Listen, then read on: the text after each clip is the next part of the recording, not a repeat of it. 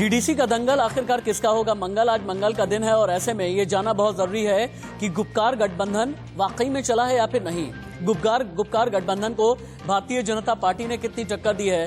DDC चुनाव के जो नतीजे और रुझान आ रहे हैं सबसे तेजी के साथ आप अपने चैनल पर यानी इंडिया न्यूज पर सुबह से ही देख रहे हैं। और हाँ, इन नतीजों में जम्मू कहां पर खड़ा है, कश्मीर किसका होगा, ये सब कुछ हम आपको बताएंगे और दिखाएंगे। लेकिन सबसे पहले 4 तस्वीरें आप देखें। इन 4 तस्वीरों के जरिए आप ये समझ पाएंगे भारतीय जनता पार्टी के लिए इसलिए ये चुनाव अहम है क्योंकि 370 के खात्मे के बाद ये पहला चुनाव हो रहा है जो कि जिला विकास परिषद का चुनाव है। भारतीय जनता पार्टी की नैया आखिरकार पार होगी या फिर नहीं। गुपकार गठबंधन जो 7 अलग अलग पार्टियों का गठबंधन है जिसमें फारूक अब्दुल्ला की पार्टी नेशनल कॉन्फ्रेंस है, पीडीपी है, इन सभी के लिए अग्नि परीक्षा है। और अग्नि परीक्षा और हाँ, भारतीय जनता पार्टी आगे निकल रही है। कश्मीरियत, जमहूरियत और इंसानियत के बीच में भारतीय जनता पार्टी आगे निकल रही है। यही इस वक्त की बड़ी खबर है। मेरे ख्याल से पहली ब्रेकिंग न्यूज हमें तुरंत ही चलानी चाहिए क्योंकि डीडीसी चुनाव के शुरुआती रुझानों में अभी तक यह पता चल रहा है कि कांटे की टक्कर है। रुझानों में भारतीय जनता पार्टी काफी ज्यादा आगे निकल गई है। गुपकार गठबंधन पीछे चल रहा है। गुपकार अलायंस 66 सीटों पर आगे है। बीजेपी की 62 सीटों पर बढ़त नहीं, बीजेपी की बढ़त 66 की हो गई है। गुपकार अलायंस 62 की बढ़त है। बाकी यानी अन्य के खाते में 70 सीटें जाती हुई नजर आ रही हैं। अभी आपको जो टैली ऊपर नजर आ रही है, ऊपर की जो पट्टी नजर आ रही है, इसमें आप देख सकते हैं 62 पर गुपकार गठबंधन आगे है, 66 पर भारतीय जनता पार्टी आगे है। कांग्रेस 20 सीटों पर अभी रुझानों में आगे चल रही है और अदर्स यानी कि अन्य में जिसमें जम्मू कश्मीर अपनी पार्टी हैं, जेके स्पैम है और इस तरह की कई अलग अलग छोटी छोटी पार्टियां हैं जो 70 सीटों पर आगे चल रही हैं। अगला, श्रीनगर में गुपकार के 2 उम्मीदवार जीते। शोपियां से नेशनल कॉन्फ्रेंस उम्मीदवार महमूदा निसार की जीत। शोपियां के जैनपुरा से निर्दलीय उम्मीदवार की जीत हुई है। निर्दलीय उम्मीदवार बिल्किस बानो की जीत हुई है। श्रीनगर में गुपकार के 2 उम्मीदवार आगे चल रहे हैं। शोपिया के जैनपुरा से निर्दलीय उम्मीदवार की जीत हुई है। लेकिन भारतीय जनता पार्टी जम्मू कश्मीर के अध्यक्ष रविंद्र रैना का क्या कहना है ये हम आपको सुनाएं। उससे पहले कांग्रेस के नेता का क्या कहना है ये भी सुने। रविंद्र रैना ने क्या कहा है, रिएक्शन किस तरह के आ रहे हैं ये जाने आप। तो मुझे पूरी उम्मीद है लोगों ने डेवलपमेंट का साथ दिया है, लोगों ने सेकुलरिज्म का साथ दिया है क्योंकि हमारी पार्टी जो है ये आपको पता ही है ये बिना किसी भेदभाव के है। तो जब से कांग्रेस पार्टी, मुझे लगता है कांग्रेस पार्टी ने एक अच्छा रोल निभाया है, हर दम हर सतह पे लोगों का साथ दिया है, डेवलपमेंट का साथ दिया है, खून खराबे के साथ ज़्यादा नहीं रहे, हालातों के साथ काफ़ी समझौता किया। हमारे गुलाम नबी आज़ाद साहब, हमारे मीर साहब, हमारे प्रेसिडेंट जम्मू कश्मीर के, उन्होंने काफ़ी रोल अदा किया। भारतीय जनता पार्टी की एक्सपेक्टेशन है आज पूरे नरेंद्र मोदी जी का जो पॉपुलैरिटी है पूरे कश्मीर में है, ये आज आपको देखने को मिलेगा।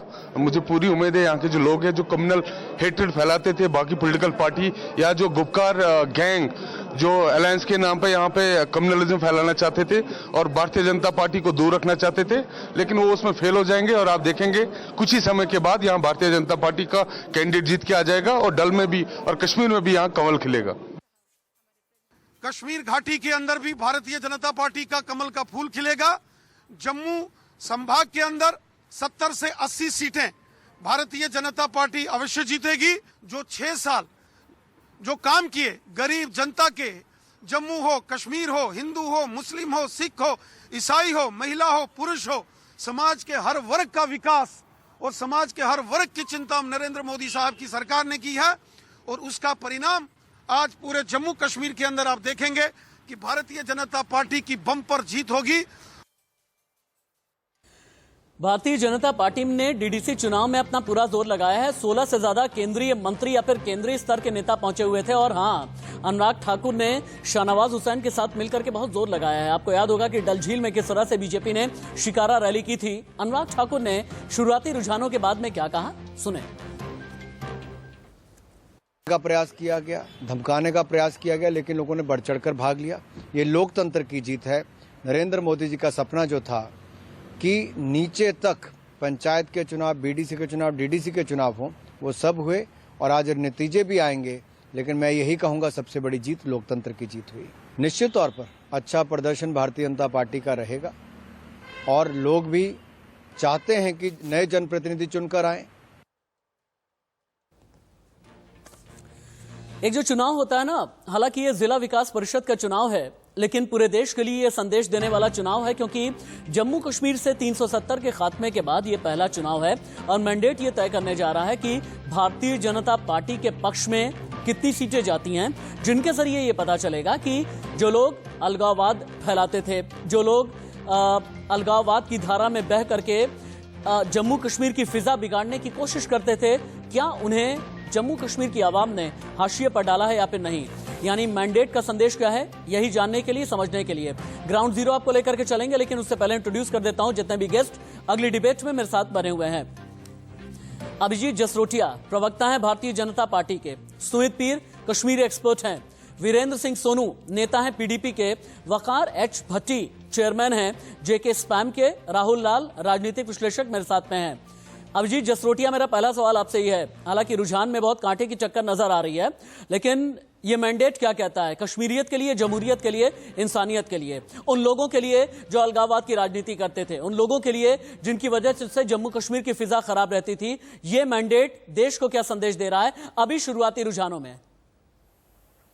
देखिए, मुझे लगता है सबसे बड़ा तो करारा जवाब जम्मू कश्मीर की जनता ने उन लोगों को दिया है जिन्होंने ये कहा था कि धारा 370 के टूटने के बाद यहाँ पर कोई तिरंगा उठाने वाला नहीं मिलेगा और यहाँ पर पता नहीं कौन सी कत्तोगारत फैल जाएगी, कितने लोग यहाँ पर जो है बंदूकें उठा लेंगे।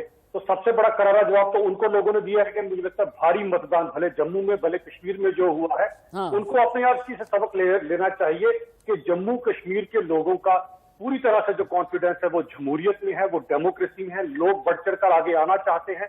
लोग इन डीडीसी चुनावों में बढ़ चढ़कर इसलिए हिस्सा लेना चाहते हैं ताकि उनकी जो लोकल प्रॉब्लम्स है वो सॉल्व हो सके, जो आज तक 60-70 सालों में ये पार्टी बिल्कुल विफल रही। अभिजीत जसरोटिया जी, आप ये कह रहे हैं कि जम्मू कश्मीर की आवाम ने जवाब दिया है, लेकिन पीडीपी की तरफ से, खासतौर से महबूबा मुफ्ती की तरफ से 24 घंटे में कई चीजें कही गई हैं। उन्होंने ट्वीट भी किया है। ट्वीट के जरिए ये कहा गया है कि लोकतंत्र का मर्डर किया जा रहा है, कत्ल किया जा रहा है, क्योंकि पीडीपी के कई नेताओं को गिरफ्तार कर लिया गया। नईम अख्तर गिरफ्तार, सरताज मदनी गिरफ्तार, पीरजादा मंजूर हुसैन, इन सभी को अरेस्ट कर लिया गया है।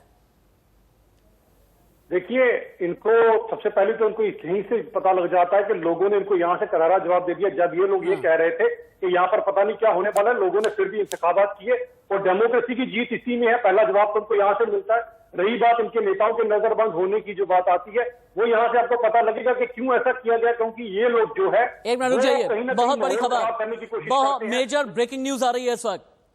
डीडीसी चुनाव में भारतीय जनता पार्टी का खाता खुल गया है। श्रीनगर में बीजेपी उम्मीदवार एजाज हुसैन की जीत हो गई है। बलहामा सीट से एजाज हुसैन जीते हैं, यानी अगर घाटी में भारतीय जनता पार्टी के उम्मीदवार जीते हैं, ये बहुत बड़ी खबर है। इसको रखें, इसे विंडो में भी रखें जब भी हम डिस्कशन कर रहे हैं, क्योंकि वीरेंद्र सिंह सोनू नेता पीडीपी हमारे साथ में हैं। वीरेंद्र सिंह सोनू जी, अगर घाटी से भारतीय जनता पार्टी का खाता खुला है, ये आप लोगों के लिए बहुत खतरनाक संकेत हैं।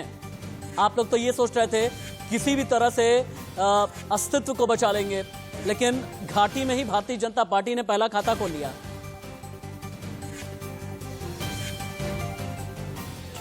देखिए, ऐसे है कि ये लोकतंत्र है, भारत का लोकतंत्र है। यहाँ लोग अपने मत का दान करते हैं, लोगों का फैसला जो वो सरमाथे पे होता है। ठीक है, आपने जैसे कहा कि एक खाता खुल गया है भारतीय जनता पार्टी, लेकिन मैं ये पूछना चाहता हूँ कि आप कहते हैं कि हमने जम्मू कश्मीर के लोगों के लिए बहुत बड़ा काम किया है, तो क्यों नहीं आपके कश्मीर के लोगों ने आपको एक्सेप्ट किया? आप एक सीट पे इतने जश्न मना रहे हैं, जो पीएचडी एजेंडा, जो गुपकार डिक्लेरेशन के जो उम्मीदवार जीत रहे हैं, जो एनसी के, पीडीपी के, वो तो बहुत बड़ी तादाद में आपकी एक सीट मिली है। ठीक है, अगर भारतीय जनता पार्टी को मिली है तो अच्छी बात है, लोगों का फैसला है, वो लोगों का हम स्वीकार करते हैं। लेकिन मेरे दोस्त अभी ये कह रहे थे कि हमने डेवलपमेंट के नाम पे, मुझे आपसे पूछना चाहता हूं कि ये जो अभी जो डीडीसी का इलेक्शन जम्मू कश्मीर में हुआ है, किसी एक जगह पे बता दीजिए कि आपने लोकल मुद्दों के ऊपर जो चुनाव लड़ा है, आपने लोकल लोगों की बात के ऊपर जो चुनाव लड़ा है, या ये कह दीजिए कि आपने डेवलपमेंट की बात की है, आपने रोजगार की बात की है, आपने तो आप सुन लीजिए ना, मैं बता रहा हूं ना, आप सुन लीजिए। अरे वीरेंद्र सिंह सोनू, मेरी सुन लीजिए ना पहले आप, मैं कहता हूं आप सुन लीजिए पूरी मेरी। आपने कौन सा नाले के बारे में बात कर ली? आपने कौन सा लोकल, आपने कौन सा गली मोहल्ले की बात कर ली? आपने कौन सी बिजली सड़क पानी की बात कर ली? आपने बना लिया गुपकार गठबंधन, आपने बना लिया गुपकार गठबंधन, कह दिया कश्मीरियत, जमहूरियत, इंसानियत की बात, कहा कश्मीरियत खतरे में है। आप लोग जो है ना, आप लोग तो चीन के भरोसे बैठे हुए हैं। आप चीन के भरोसे बैठे हैं कि चीन जो है किसी भी तरह से कब्जा कर ले और उसके बाद 370 वापस से लेकर के चले आएंगे। चीन के सहारे 370 की वापसी चाहते हैं और कहते हैं कि ये लोग लोकल, हाँ,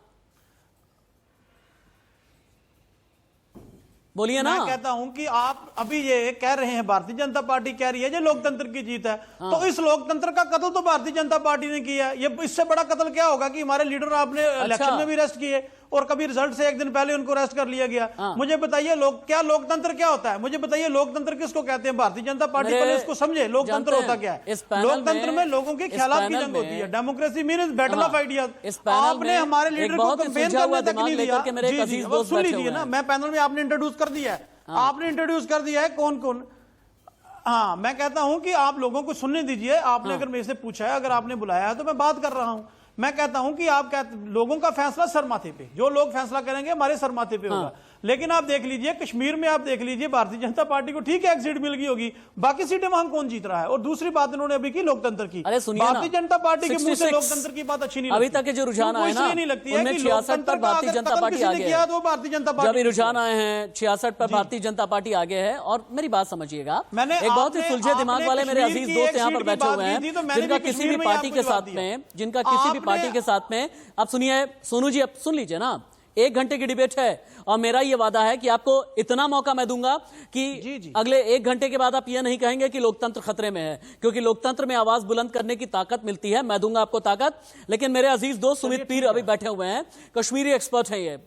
सुमित पीर जी, मैं तो शायद इस पैनल के मुकाबले बड़ा अज्ञानी हूं, शायद इस पैनल के मुकाबले मैंने इतनी दुनिया नहीं देखी है। शायद मैं सुमित भाई लोकतंत्र को इतना ही जानता हूं कि दुनिया का सबसे खूबसूरत लोकतंत्र, दुनिया का सबसे मजबूत लोकतंत्र, दुनिया का सबसे अखंड अटल प्रबल लोकतंत्र हिंदुस्तान का है। मैं सिर्फ इतना जानता हूं। लेकिन लोकतंत्र की कोई और डेफिनेशन अगर होती हो ना, तो पीडीपी नेता को आप समझाएं। मैं अज्ञानी हूं, अगर आप समझा सकें तो समझाएं।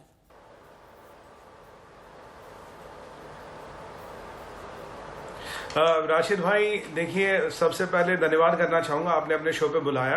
कुछ बहुत इंपॉर्टेंट चीज़ें जो यहाँ जो सोनू जी को और जो जनता देख रही उनके लिए समझाना बहुत ज़रूरी है। अभी केवल 220 करीब 220 सीटों का रुझान आ चुका, 20 का नहीं आया। अब आप देखिए, बीजेपी नंबर 1 है, गुपकार अलायंस नंबर 2 है, नंबर 3 कांग्रेस है और अदर्स हैं। अगर आप इसका ब्रेकअप करें तो बीजेपी 66, तो जो गुपकार अलायंस की 62 सीटें हैं, तो 32 से 31 सीटें, ताकि कांग्रेस, एनसी और पीडीपी एक साथ है। इनका जो इंडिविजुअल कंट्रीब्यूशन है एक साथ है। और तीसरी जो सबसे बड़ी बात है, जो 70 सीटें निकल के आई हैं, ये कौन है? आप तो हमें कहते थे तिरंगे को कंधा देने वाला नहीं रहेगा, खून की नदियां बह जाएंगी। ये 66 सीटें लेने वाले तो मोदी जी रह गए, 70 सीटें लेने वाले ये कौन है? इनको जोड़ लीजिए। 66% सीटें आपकी रीच और औकात से बाहर है। जवाब उसका देना होगा। जवाब ये नहीं देना कि कमल कश्मीर में खिलेगा या नहीं खिलेगा। आप जो हमें धमकियां देते थे, डराते थे, लोकतंत्र की दुहाई देते थे, भाई साहब, ये 66% सीटें कौन ले रहा है? ये एक अल्टरनेट लीडरशिप है, ये एक नई लीडरशिप है, ये है डीडीसी चुनाव। ये जो 70 सीटें ले रहे हैं, ये ग्राउंड के नेता है, ये गली मोहल्ले कोचे का युवक है, युवती है जो उभर के आई है, जिसको उभरने नहीं देते। राशिद भाई, पहले क्या होता था, देखिए, ये लोग ये क्यों नहीं कराते थे इलेक्शन? ये कभी एमएलए का टिकट उन्हें देते नहीं, एमएलए का टिकट उन्हें देते नहीं, वो उभर के आते नहीं, तो इनका जो वर्चस्व है, जो इनका अपना यारों दोस्तों का ग्रुप है, गैंग है, वो बना रहता, काम चलता रहता। मैं इनसे पूछ रहा हूं भाई, 240 में आप 32 में क्यों सिमट गए? आप 32 में क्यों? आप तो पूरा जेएनके हमारा वर्चस्व चलता है, हम यहाँ के बादशाह हैं। और उसी तिरंगे के, देखिए, इन्होंने कहा था हमें अपना तिरंगा चाहिए, उसी तिरंगे, उसी संविधान के नीचे आप चुनाव लड़ रहे हैं। राहुल लाल, आपके पास भी आना है। राहुल लाल, आपके पास आना है। अरे राहुल जी, जम्मू कश्मीर में बड़ी शांति है और मेरे पैनल में भी मैं किसी भी तरह की अशांति नहीं होने दूंगा। मेरे पैनल में भी मैं कोई अशांति नहीं होने दूंगा। जम्मू कश्मीर में शांति है। राहुल लाल रुके, वकार भाई मेरा इंतजार कर रहे हैं, वकार एच भट्टी काफी देर से इंतजार कर रहे हैं। राहुल जी आ रहा हूँ, राहुल भाई आ रहा हूँ, राहुल जी आ रहा हूँ, आऊंगा, बिल्कुल आऊंगा। मेरे सवाल, मैं एक बार चाहता हूं कि एक क्विक रैपअप के बाद आपके पास आऊं, क्योंकि आपका जो नजरिया है इंक्लूसिव है। वकार जी, एक ऐसा चुनाव जम्मू कश्मीर में जहां पर कहीं पर बॉयकॉट की कोई कॉल नहीं हुई, एक ऐसा चुनाव जहां पर किसी भी तरह की हिंसा नहीं हुई, एक ऐसा चुनाव जहां पर डल झील पर शिकारा रैली हुई, एक ऐसा चुनाव जहां पर कश्मीरियत, जमहूरियत, इंसानियत की बात हुई। क्या वाकई मैं कह सकता हूं कि कश्मीर बदल रहा है, मेरा कश्मीर बदल रहा है, हिंदुस्तान का कश्मीर बदल रहा है? जी राशिद भाई, जहां तक आपने कहा बाइकाट नहीं हुई, तो बस कि हम आपको इतना बता देते हैं, मेरी पार्टी जेके स्पैम हम लोगों ने बाइकाट किया था, हम चुनाव में पार्टिसिपेट नहीं किया। पहली बात आपको मैं क्लियर कर देना चाहता हूं। और दूसरी बात, यहाँ जो कुछ शोर मचा के लोग ये कह रहे हैं कि जमहूरियत लोकतंत्र की जीत हुई है, तो कश्मीर वैली में अगर साउथ कश्मीर की बात करें तो 10% से कम वोटिंग पोलिंग हुई है। अगर नॉर्थ कश्मीर में करेंगे तो 20% या 25% वोटिंग हुई है। सेंटर की भी तकरीबन 15 या 20% वोटिंग हुई है। तो मुझे बताया अगर पूरे वैली की बात करेंगे तो 10 या 50%, 30% नहीं, मैं वोटिंग हुई बताता हूँ है। वकार भाई, पहली बात वकार भाई, विद ड्यू रिस्पेक्ट आपको बताता हूं मैं, ठीक है, लोकतंत्र में सिलेक्शन और रिजेक्शन करने का अधिकार, पार्टिसिपेट करने का अधिकार या बॉयकॉट करने का जो अधिकार है वो आपके पास में है। यही एक मजबूत लोकतंत्र की निशानी होती है। लेकिन वकार भाई, अगर किसी चुनाव में जम्मू कश्मीर में और खासतौर से कश्मीर की घाटियों में अगर वो इंशाअल्लाह वाला नारा बुलंद ना होना, तो मेरा तो ऐसा मानना है कि बहुत बड़ी जीत डेमोक्रेसी की हो गई है। अब गुपकार जीते, बीजेपी जीते, कांग्रेस जीते, कौन जीतता है नहीं जीतता ये हम देख लेंगे। सुनिए सर, जीत तब होती है किसी भी डेमोक्रेसी में, दुनिया में कोई भी डेमोक्रेसी हो, उसकी जीत तब होती है कि वहां के ये लोकल चुनाव से ना, यहाँ लोकल चुनाव में लोकल मुद्दे होते हैं और उन लोकल मुद्दों के ऊपर चुनाव लड़ा जाए। लेकिन यहाँ लोकल मुद्दों के ऊपर चुनाव नहीं लड़ा गया। यहाँ या 370 के ऊपर चुनाव लड़ा गया या भाजपा ने अपना जो हिंदूवादी झंडा है उसको लाया जम्मू कश्मीर में, जो उनकी राजनीति है। यहाँ लोकल चुनाव लोकल मुद्दों के ऊपर नहीं लड़ा गया है। उसके बाद भी लोकल मुद्दों के ऊपर जब भी चुनाव लड़ा जाता है देश में कहीं भी, राशिद भाई आपको पता होता है कि 80%, 85%, 90% तक वोटिंग पोल होती है। लेकिन कश्मीर में मैं आपको पीर पंजाल, जम्मू का खित्ते में आता है पीर पंजाल, मैं इस टाइम पीर पंजाल से आपके साथ लाइव हूं, जहां 85%, 90% वोटिंग पोलिंग होती है। पहली बार यहाँ 40% वोटिंग पोलिंग हुई है। देखिए, ग्राउंड जीरो से मेरे वोटिंग पोल हुआ है। हाँ वकार भाई बस 1 मिनट के लिए रुकिएगा। ग्राउंड जीरो से चूंकि मेरे सीनियर कोलीग आरिश बिलाल मेरे साथ जुड़ गए हैं। आरिश भाई, जो अभी तक का अपडेट आ रहा है उस अपडेट के मुताबिक 63 पर गुपकार अलायंस आगे है, भारतीय जनता पार्टी 67 यानी 67 सीटों पर आगे है, कांग्रेस 25 सीटों पर रुझानों में आगे चल रही है और ये जो अदर्स हैं 69, क्या ये माना जाए ये अदर्स ही गेम चेंजर साबित होंगे और ये वो अदर्स हैं जिन्हें भारतीय जनता पार्टी से बैकअप मिला हुआ है? क्योंकि कठुआ, जम्मू, सांबा, उधमपुर, डोडा, कुलगाम, गांदरबल, शोपियां, इन सभी जगह से इस तरह की खबरें आ रही हैं। जी बिल्कुल, इंडिपेंडेंस जो है, जो चाबी है वो इंडिपेंडेंस के हाथ में होगी। क्योंकि काफी ज्यादा संख्या में इंडिपेंडेंस जो है वो अभी लीड कर रहे हैं ट्रेंड्स में। और किस जगह पे कौन से चेयरमैन बनेगा डीडीसी का, इसका फैसला जो है वो इंडिपेंडेंस करेंगे।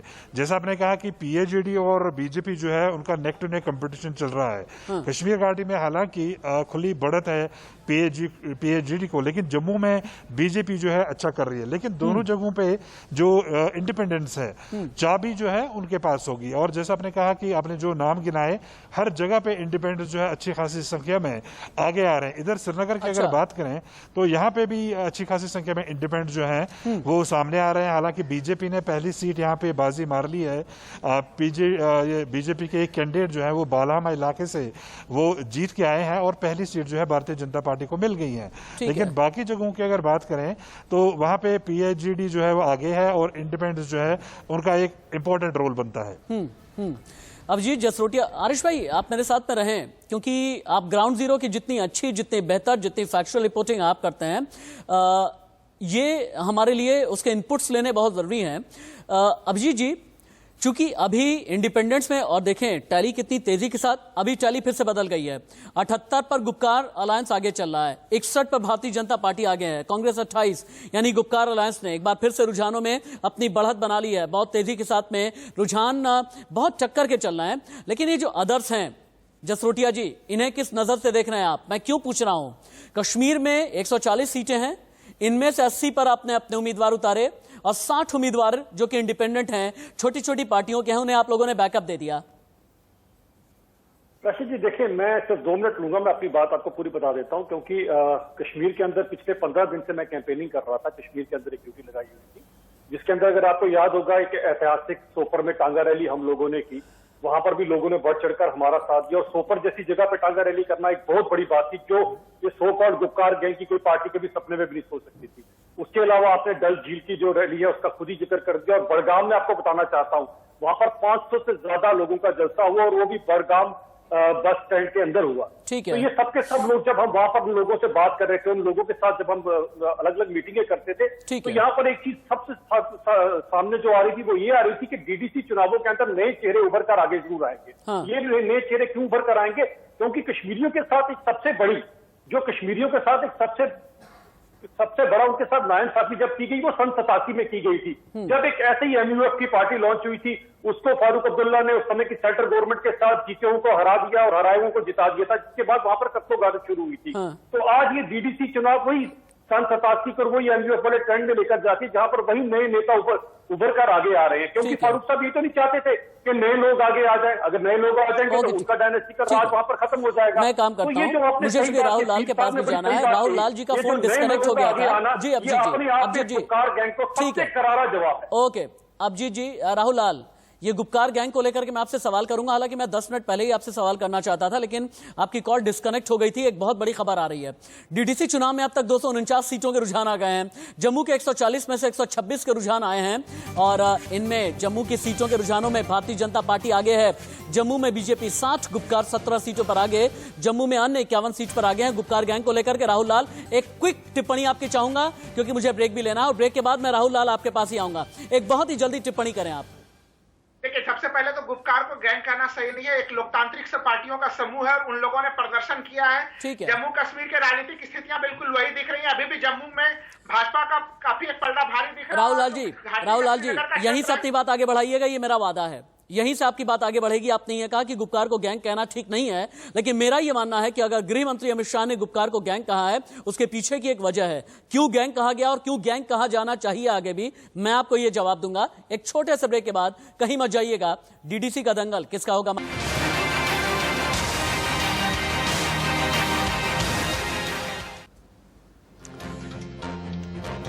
तो अभी हम बात यही कर रहे हैं कि डीडीसी इलेक्शन में आखिरकार बीजेपी की क्या होगी नैया पार, या गुप्कार पर जम्मू कश्मीर की आवाम ने किया उपकार।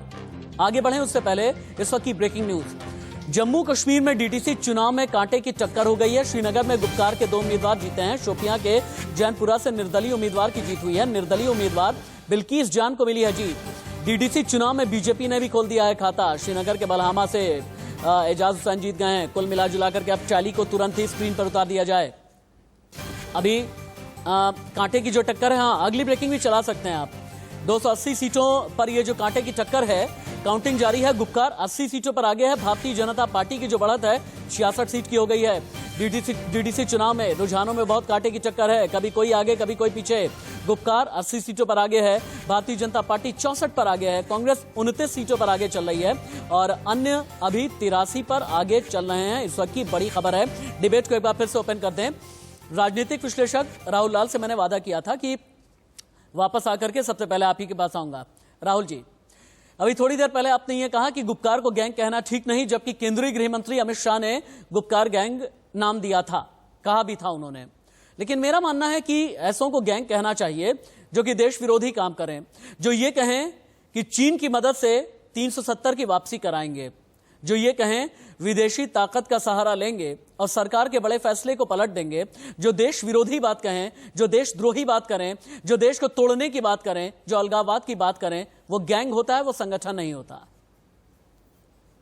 देखिए, सबसे महत्वपूर्ण चीज तो ये है कि अगर ये जो शब्द उन्होंने कहा है उसका भाव वो शाब्दिक है, लेकिन उसका भावनात्मक अर्थ कुछ दूसरा निकल रहा है। मैंने आपके डिबेट में पहले भी कहा था कि अगर वो बिल्कुल उसी रूप में उसके वही अर्थ निकाले जाते तब तो उनके ऊपर देशद्रोह के मुकदमे चल रहे होते, तमाम तरह की चीजें चल रही होती और वो जम्मू कश्मीर प्रशासन कभी पीछे नहीं रहता उसमें। प्रथम चीज देखिए, आज लोकतंत्र का उत्सव है इस समय राशिद जी, और लोकतंत्र के उत्सव में जनता जनार्दन होती है।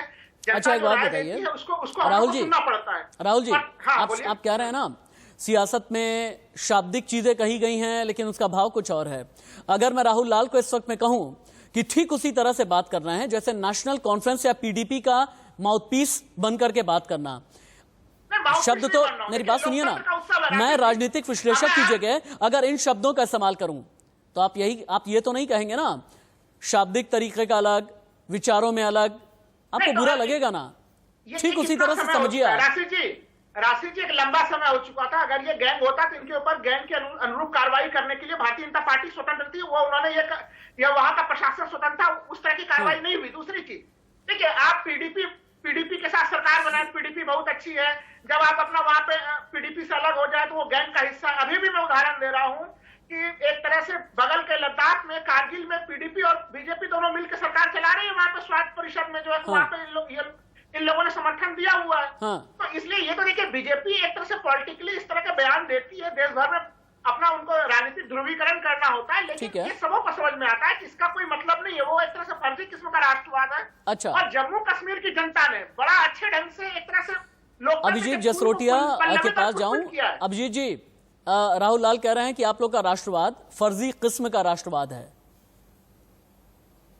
खैर, ये क्या जाने के राष्ट्रवाद किसे कहते हैं। राष्ट्रवाद वो होता है कि जब हमारे राहुल जी, अगर आपने कुछ कहा है, तिरंगा उठाकर खड़े, ये राष्ट्रवाद होता है। ये राष्ट्रवाद को क्या समझेंगे। अब मैं इनको पूछ करता हूँ कि गुप्कार गैंग क्यों है। देखिए, गुप्कार गैंग इसलिए कि इसका जो किंग पिन है, जिसे हम सरभा कहेंगे। राहुल लाल जी, शाब्दिक उग्रवाद नहीं, ये वर्बल टेररिज्म नहीं चलेगा। हाँ, डिबेट में वर्बल टेररिज्म नहीं चलेगा। अभिजीत जी बोलेंगे। अभिजीत जी बोलिए, उसके बाद सुमित पीर और वीरेंद्र सिंह सोनू जी के पास में जाऊंगा।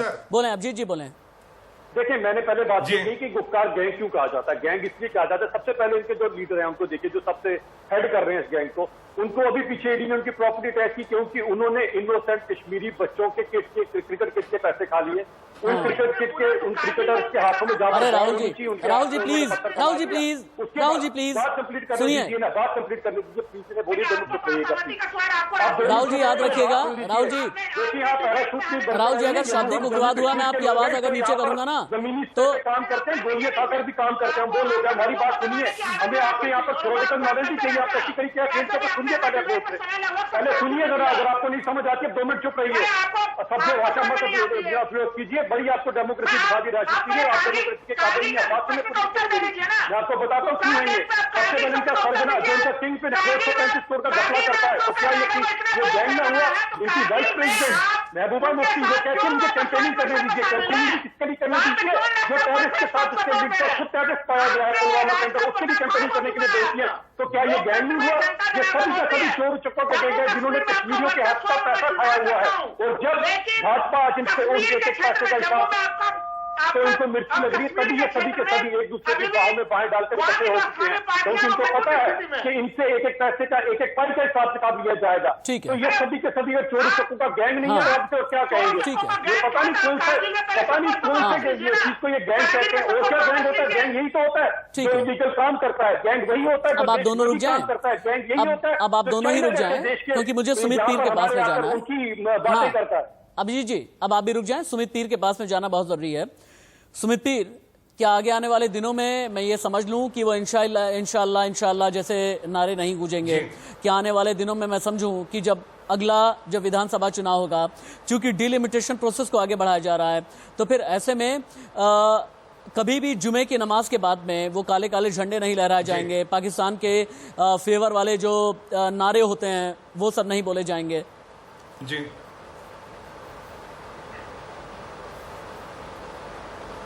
देखिए राशिद भाई, जो कॉमन कश्मीरी कभी भी पाकिस्तान के साथ नहीं था। ये जो लीडर हैं और ये जो टेररिस्ट हैं, इन्होंने इनकी प्रवृत्ति ऐसी कर दी थी। जब आपके सर पे बंदूक हो तो आप क्या बोलेंगे?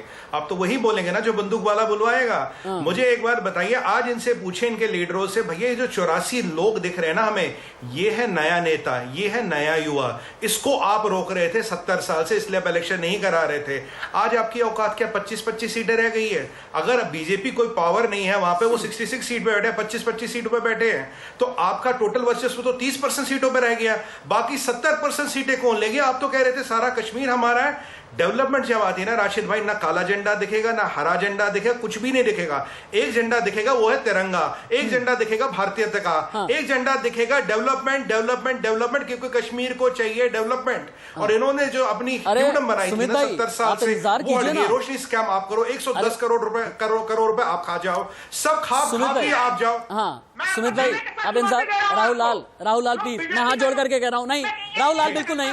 राहुल लाल प्लीज बिहेव लाइक, मेरी बात सुनिए, डिबेट का एक डेकोरम होता है। नहीं मेरी बात सुनिए सर, नहीं बिल्कुल नहीं, डिबेट का डेकोरम होता है। रुक जाइए आप, राहुल लाल प्लीज रुक जाइए, मुझे बाकियों के पास भी जाने दीजिए। वीरेंद्र सिंह सोनू जी, अभी सुमित पीर ये कह रहे थे ना कि अब तो तिरंगा झंडा ही लहराएगा। तिरंगा झंडा ले करके महबूबा मुफ्ती श्रीनगर लाल चौक पर जाएंगी या फिर नहीं, पहला सवाल।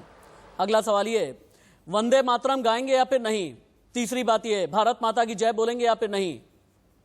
और हाँ, याद रखिएगा, वो रोशनी एक्ट वाले जितने हैं ना, घेरे में जितने भी आए हैं, सलाखों के पीछे आप जाएंगे, तैयार रहें। वीरेंद्र सिंह सोनू। चलिए, आपकी बात होगी तो मैं जवाब दे दूं। पहली बात जो आपने की तिरंगे वाली, मुझे बताइए जब महबूबा जी 3 साल चीफ मिनिस्टर रही थी, उन्होंने कौन सा झंडा उठाया था? जब महबूबा जी मेंबर पार्लियामेंट थे तब उन्होंने कौन से आइन की कसम की थी? जब भारतीय जनता पार्टी की हम साथ सरकार चला रहे थे तो कौन से आइन के तहत सरकार चला रहे थे? सबसे पहले आप अपना नजरिया साफ कीजिए। दूसरी बात मैं आपके साथ ये कहना चाहता हूं, यहां बात चल रही है, बार बार कहा जा रहा है गुपकार गैंग। अगर भारतीय जनता पार्टी किसी पार्टी के साथ अलायंस करती है तो वो दूध के दले हैं। अगर हम कोई पार्टी इकट्ठे होते हैं तो हम जो हैं वो गैंग हो जाते हैं। मैं इनसे पूछना चाहता हूं, उन्होंने अकाली दल के साथ पंजाब में 30 साल सरकार चलाई है इकट्ठे, तब ये गैंग नहीं था? अकाली दल का इतिहास पढ़ के देख लीजिए, सबसे ज्यादा मुखालफत भारतीय जनता पार्टी उनकी करती थी। और दूसरी बात, आपने यहां जो डेमोक्रेसी की बात की है, सबसे पहले तो ये है, मैं आपसे कहूं कि महबूबा मुफ्ती अगर चीफ मिनिस्टर रही थी तो भारत के आइन के तहत रही थी। अगर मेन स्ट्रीम, अगर जम्मू कश्मीर में डेमोक्रेसी को बाल रखा है, तिरंगे को ऊंचा रखा है, उसमें मेन स्ट्रीम पॉलिटिकल पार्टियों ने कुर्बानी दी है। आप जरा पीछे थोड़ा सा इतिहास पढ़ के देख लीजिए। तो दूसरी बात मैं आपसे ये कहना चाहता हूं कि आज आप बात कर रहे हैं डीडीसी चुनाव की। आज भारतीय जनता पार्टी अपने मुंह से लोकतंत्र की बात कर रही है। मैं पूछना चाहता हूं कि इस लोकतंत्र का कत्ल जम्मू कश्मीर में किसने किया है? आज कश्मीर में बात आप कर रहे हैं कि चुनाव होने जा रहे हैं, अगर सारी पॉलिटिकल पार्टियां वहां इन्वॉल्व हुई हैं, नेशनल कॉन्फ्रेंस ने भी चुनाव लड़ा है, बीजेपी ने भी लड़ा है, पीडीपी ने, सबने मिलकर चुनाव लड़ा है, तो लोग बाहर आए हैं, सड़कों पर उन्होंने वोट डाले हैं। जैसे एक मेरे साथी ने यहाँ कहा, कुछ इलाके हैं जहां पर पोलिंग परसेंटेज कम हुई है, वो भी देखना पड़ेगा कि वो क्यों हुई है। और दूसरी बात मैं आपसे ये कहना चाहता हूं कि लोकतंत्र में जो लोगों का फैसला होता है वो सर माथे पे होता है। जो लोग फैसला करते हैं, लोगों के फैसले का सम्मान करना चाहिए। आज लोगों ने फैसला किया, आज आपका जो गुपकार डिक्लेरेशन जो अलायंस है वो आगे है, भारतीय जनता पार्टी पीछे चल रही है। इससे पहले मैं ये कहना चाहता हूँ कि लोगों के, आपकी बात सुन लीजिए ना, आपने बोली, एक बात मेरी रह गई। आप एक मिनट मुझे दे दीजिए, मैं बंद कर दूंगा। मैं सिर्फ 30 सेकंड आपसे मांग रहा हूं। आप ये कहते हैं कि अमित शाह जी ने हमें कहा है 10 सेकंड दे दीजिएगा मुझे, गुपकार गैंग है। तो अमित शाह जी के ऊपर ही कोर्ट ने इनको तड़ी पार किया था, गुजरात जाने से इनको रोका गया था। तब इनको क्या कहा गया था, आप मुझे बताइए। इन्हीं क्या ठीक कहा राहुल लाल जी ने कि अगर हमने ऐसी कोई बात की होती, आज हम सलाखों के पीछे हो गया आपका पूरा। राशि जी 10 सेकंड दे दीजिए। हाँ बोलिए, इतिहास में जाइए। सुमित भाई बोल सकते हैं आप, सुमित भाई बोले, उसके बाद वकार भट्टी के राशिद भाई, सुमित पीर बोलेंगे। नो, सुमित पीर बोलेंगे। नहीं, डिबेट कोई डिरेल नहीं कर सकता। जब 6% वोटिंग होती है तब आप सरकार बनाते हैं और तब आप बोलते हैं कि ये हमारी संवैधानिक सरकार है। आज 51% पोलिंग हुई है, जेएंडके में 33 हुई है, जम्मू में 70 हुई है। 51% वाली सरकार लेजिटिमेट नहीं है, तो आपकी 6% वाली सरकार लेजिटिमेट कौन मना कर रहा है पोलिंग के लिए? इसलिए तो हम कह रहे हैं कि खुशी का माहौल है, आप लोगों ने वोट डाल दिया आगे। मैं आपसे पूछना चाहता हूं, आप खुश नहीं है? आपका कहना है आप इस पे खुश नहीं है कि 52% वोट पोल हुए हैं? मैं यही पूछ रहा हूं कि आप खुश नहीं है? संविधान का नहीं, आप खुश नहीं है। आपसे ज्यादा तिरंगा हमने उठाया है। बाकी भी हैं, सभी का सुनना जाएगा। लोकतंत्र है, डेमोक्रेसी में सभी का सुनना जरूरी है, सभी को मौका दीजिए। मुझे वकार भट्टी के पास में जाना है, फिर राहुल लाल वकार के बाद, वकार भाई के बाद आपके बाद। अरे रुक जाइए ना, चिड़चिड़ाहट बंद कीजिए। वकार भट्टी, अरे हो गया महाराज, एक मिनट हाथ जोड़ करके विनम्र निवेदन, रुक जाइए। वकारश भट्टी, आपको लगता नहीं कि अभी तक जितनी भी पार्टियां रही हैं जो अलगाववाद को पनपाती थी, मैं नाम नहीं लूंगा, आप अच्छे से जानते हैं, जो सेपरेटिस्ट पैदा करती थी, जिन्होंने दक्षिण कश्मीर को आतंक की घाटी बनने पर मजबूर किया, बना करके रखा, आपको लगता नहीं कि एक भ्रम का पर्दा इन सभी लोगों ने डाला था? ये वो लोग थे जिनकी अपनी औलादें तो जाकर के लंदन में पढ़ती थी, लेकिन युवा अगर आतंकवाद के रास्ते पर जाएं तो ये लोग कुछ भी नहीं किया करते थे। ये वो लोग थे जो रोशनी एक्ट के नाम पर करोड़ों की नहीं बल्कि अरबों की जमीन हड़प लिया करते थे। ये वो लोग थे जो सरकार में रह करके लोगों के साथ में धोखा कर रहे थे, और अब ये हो गए एक्सपोज। मठाधीशी चली गई है, ठेकेदारी चली गई है, जमींदारी चली गई है। अपनी जो रियासतें अभी भी बना करके रखते थे ना, सरदार पटेल ने रियासत खत्म की, लेकिन अभी भी ये स्वयंभू रियासत बना करके रखे हुए थे। ये सब कुछ जा रही है। वकार भाई, राशिद भाई, जहां तक आपने पहले एक बात कही थी कि इंशाल्लाह, क्या कश्मीर में इंशाल्लाह होगा? बिल्कुल होगा। जम्मू कश्मीर में इंशाल्लाह क्या होगा? मुल्क के टुकड़े कराने वाला नारा जो इंशाल्लाह इंशाल्लाह निकलता था ना, मैंने उसकी बात की थी। आप भी जानते हैं वकार भाई, आप भी जानते हैं, आप भी जानते हैं ये बात। मैंने क्या बात की है? मुल्क के टुकड़े करने के लिए अगर कोई इंशाल्लाह बोलेगा ना, अगर कोई बोलेगा, सलाखों के पीछे होना चाहिए, और मैं अपनी डिबेट में उसे एक्सेप्ट नहीं करता। आप बोलें, आप आगे। इंशाल्लाह इंशाल्लाह हमेशा अच्छे काम के लिए होता है, और इंशाल्लाह हर एक इंसान को कहना चाहिए, और जब भी आप कोई काम करने जाए उससे पहले इंशाल्लाह जरूरी है, क्योंकि अल्लाह के बगैर कोई भी काम आप नहीं कर सकते हैं। जहां तक मैं आपको ये बता देता हूं कि आप जम्मू कश्मीर की बात करते हैं, जम्मू कश्मीर को आज आप लोगों ने, मैं आपकी सबकी बात करता हूँ, ये एक नहीं बात करता हूँ बीजेपी हो, कांग्रेस हो, गुपकार हो, या अपनी पार्टी हो, जितने भी ये लोग हैं, इन लोगों ने जम्मू कश्मीर का कहीं ना कहीं हमेशा अपने फायदे के लिए इस्तेमाल किया है और जम्मू कश्मीर का सौदा किया है। जम्मू कश्मीर आज इस हालत में है कि 20,000 नौजवान पब्लिक सेफ्टी एक्ट में तकरीबन हर रियासत के जेलों में अंदर बंद है, और बीजेपी जो बड़ी बड़ी देशभक्ति की बात करती है, वो इन तमाम नेताओं को डीडीसी इलेक्शन से पहले रिलीज कर देती है, लेकिन आम कश्मीरी नौजवान जो जेलों में बंद है, जिनके घर में खाने के पैसे तक नहीं है, इतना तक उनके घर में राशन तक नहीं है, उनके बच्चों को आपने बनारस और आगरा जैसी जेलों में रखा हुआ है। ऐसे हालात में मेरे जैसा आदमी खुद 4 बार 2018 के बाद 4 बार जेल में रह चुका है। वकार जी, क्या होता अगर कोई केस सब जुडिस है ना, अगर कोई केस सब जुडिस है, तो फिर मैं केस की मेरिट डिमेरिट जाने बिना ना कोई बात करूंगा नहीं, और केस के मेरिट डिमेरिट के बिना यहाँ पर कोई जजमेंट पास करने वाली बात नहीं है। और हाँ, अगर जजमेंट पास करने का अधिकार इस मुल्क में किसी को है ना, तो ये जुडिशरी को है, मुझे भी नहीं है, आपको भी नहीं है, अभिजीत जसोदिया को भी नहीं है, राहुल लाल को भी नहीं, किसी को भी नहीं है। पब्लिक सेफ्टी एक्ट में कोई केस नहीं होता सर। पब्लिक सेफ्टी एक्ट में आप सिर्फ लोगों को बंद करते हैं डराने के लिए। ठीक है, पब्लिक सेफ्टी एक्ट राहुल लाल बोल लीजिए, नहीं होता है। राहुल लाल आप बोल रहे हैं। अब हाँ, अब राहुल लाल की बारी आ गई है, काफी देर से इंतजार कर रहे हैं। राहुल लाल बोलेंगे, सभी सुनेंगे, इसके बाद अभिजीत जी आपके पास आ रहा हूं मैं। राहुल लाल बोले। अभी यहाँ पे एक पैनलिस्ट कह रहे थे कि विकास की बातें होंगी, अब वहाँ पे विकास की बातें जम्मू कश्मीर में पहले से ही होती रही है, और मैं बार बार कह रहा हूँ कि भारतीय जनता पार्टी का जो मॉडल है, गुजरात मॉडल, ये बुरहान वानी वाला मॉडल चलाएंगे क्या? अलग अलग विकास सूचकांक, अलगाववादी वाला मॉडल चलाएंगे क्या? यासीन मलिक और गिलानी वाला मॉडल चलाएंगे क्या? यही विकास का मॉडल है? कई सारे अरे राहुल लाल, क्या मासूमियत है आपकी? राहुल लाल, क्या मासूमियत है आपकी? और अभी भी जो विकास का मॉडल बोलते हैं 85, राहुल जी, राहुल जी, वहाँ पे जो राहुल भाई, अलग अलग पार्टियां हैं, उनका अच्छा राहुल जी, कौन से मॉडल की बात कर रहे हैं आप? दल और गैंग, यासीन मलिक का मॉडल, अलगाववाद का मॉडल, बुरहान वानी का मॉडल, दक्षिणी कश्मीर वाला मॉडल, ये विकास का मॉडल है, ये विकास का मॉडल है। जहां पर आतंकवाद पनप गया, जहां पर आतंकवाद की इतनी लंबी लकीर खिंच गई, जहां पर ऑपरेशन ऑल आउट चलेगा ना, यहां विकास होगा। जहां पर एक हाथ में कुरान, एक हाथ में कंप्यूटर होगा ना, वहां पर विकास होता है। जहां पर एक जहनियत से आप उर्दू पढ़ेंगे, दूसरी जहनियत से आप अंग्रेजी और कंप्यूटर पढ़ेंगे ना, वहां पर विकास होता है। तब विकास की बात होती है। विकास की मुख्य धारा से कटे हुए न जाने कितने लोग हैं। अभिजीत जसरोटिया, तो अरे राहुल भाई आप जानते हैं अच्छे से, राहुल भाई किस भूमिका में आप बैठे हैं ना, आप बहुत अच्छे से जानते हैं, अपने दिल पर हाथ रख करके आप बहुत, मैं जानता हूं कि आप बहुत जानकार हैं, मैं जानता हूं कि जमीन पे काम किया है, मैं जानता हूं कि तथ्यों के साथ बात करते हैं, मैं जानता हूं कि आपकी बातें बहुत लॉजिकल साइंटिफिक होती हैं, लेकिन आप ये जानते हैं कि जम्मू कश्मीर में कौन सा मॉडल चलता था। रुक जाइए अभिजीत जी, 2014 के विधानसभा चुनाव में बीजेपी के पास जम्मू कश्मीर में 25 सीटें थीं और ये सभी जम्मू में थी। 2014-2019 में लोकसभा चुनाव में भी बीजेपी जम्मू और लद्दाख की सीट जीतने में सफल रही, लेकिन कश्मीर में कुछ खास नहीं कर पाई। ऊपर की जो पट्टी चल रही है ये बता रही है 85 सीटों पर गुपकार आगे है, 68 पर बीजेपी आगे है, लेकिन कश्मीर में अभी भी भारतीय जनता पार्टी का प्रदर्शन उतना अच्छा नहीं है। कश्मीर वाले अभी भी बीजेपी से कटे हुए क्यों हैं? देखिए राशिद भाई, ऐसा नहीं कि कश्मीर वाले बीजेपी से कटे हुए हैं। आप समझे कि कश्मीर में सिर्फ 2 मिनट प्लीज अगर आप सुनेंगे, पूरा हिंदुस्तान कुछ तथ्यों को बिल्कुल मानेगा और ये हार्ड फैक्टर जो वहां से जमीनी स्तर से मैं आपको बताऊं। हाँ।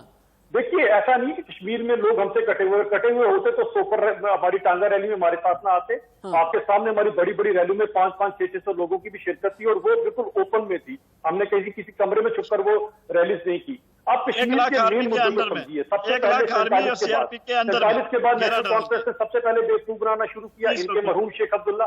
वो वहां पर लोगों से चंदा इकट्ठा करते थे, और चंदा क्यों इकट्ठा करते थे कि मैं यहाँ पर पाकिस्तान बनाऊंगा। उसके बाद उन्होंने क्या किया आपके सामने है। शेख अब्दुल्ला खुद वजीफे पे पड़े हुए हैं, लेकिन फारूक अब्दुल्ला, उमर अब्दुल्ला के पास करोड़ों अरबों की प्रॉपर्टीज आई हुई है, ये कहां से आएगी। ये राहुल जी को और बताना चाहता हूं, ये जो विकास की बात कर रहे थे राहुल जी, आपको पता है कि कश्मीर की डल लेक में पहले 4 चिनार हुआ करते थे, आप पता आपको कितने चिनार है वहां? 1 चिनार रह गया हुआ है, वो 3 चिनार फड़ गए हैं। नीति आयोग की अध्यक्षता में डल लेक के लिए वहां पर आया, वो पैसा कहां पर गया? वो यही फारूक अब्दुल्ला, यही उमर अब्दुल्ला, यही मुफ्ती आरिश बिलाल ग्राउंड रिपोर्ट देंगे। आरिश, अभी की ग्राउंड रिपोर्ट क्या है? जम्मू की 140 सीट, कश्मीर की 140 सीट, ग्राउंड रिपोर्ट आरिश।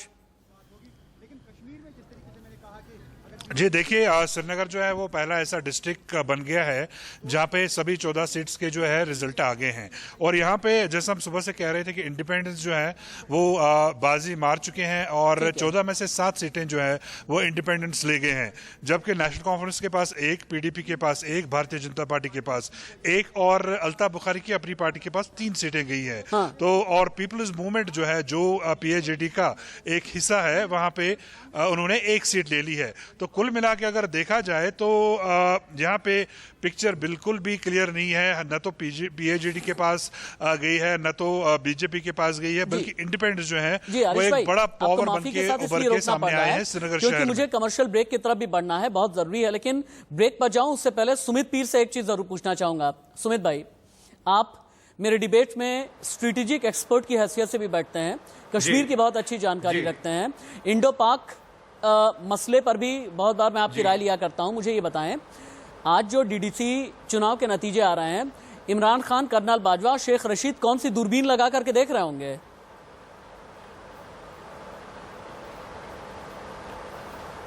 अरे सर, उनकी तो ऐसी हो गई, 30 साल की मेहनत उनकी डूब गई, पैसे डूब गए, खत्म हो गए। वो तो आईएसआई के हेड को बुला के बोलेंगे भैया तू तनख्वाह किस बात की लेता है। ये जो 84 लीडर उभर गया, अभी जो कश्मीर की बात करें, श्रीनगर डिस्ट्रिक्ट की बात करें, 7 इंडिपेंडेंट, 3 अपनी पार्टी वाले, न ये नेशनल कॉन्फ्रेंस के हैं, न कांग्रेस के हैं, न पीडीपी के। ये 14 में से 10 लीडर, एक नए युवा, एक नया नेता जो चुन के आया, ये नए कश्मीर को बनाएगा और ये भगाएगा वहां से पाकिस्तान और पाकिस्तान का एजेंडा। भाई, बहुत मजबूरी में मुझे ब्रेक लेना पड़ रहा है, और यही एक वजह है कि आप जितने भी सम्मानित गेस्ट हैं आपको रोकना पड़ रहा है, लेकिन इतना वाइब्रेंट पैनल मुझे मिला। जी सुमित भाई, जी सुमित भाई, ठीक है, मुझे एक मैं खास शुक्रिया अदा करना चाहूंगा। One of the most vibrant panel जो मेरे साथ में था 1 घंटे में, अभिजीत जी, प्रवक्ता भारतीय जनता पार्टी, सुमित पीर आप, वीरेंद्र सिंह सोनू जी, नेता पीडीपी आप, वकार एच भट्टी, चेयरमैन जेके स्पैम, राहुल लाल, राजनीतिक विश्लेषक, आप सभी का बहुत शुक्रिया। आपका वक्त बहुत बेशकीमती है, आप सभी का वक्त बहुत बहुमूल्य है, बहुत धन्यवाद करना चाहूंगा अपनी पूरी टीम की तरफ से। और आरिश, अभी के लिए धन्यवाद, थोड़ी देर के बाद आपके साथ दोबारा से हम जुड़ेंगे। इतना जरूर है, जम्मू कश्मीर में डीडीसी चुनाव के नतीजे जो भी आए, लेकिन यह मैंडेट एक संदेश देगा जो पूरे देश के लिए जाएगा कि 370 के बाद जम्मू कश्मीर की आवाम ने अपने लिए जिंदगी का अगला पड़ाव क्या चुना है। एक ब्रेक।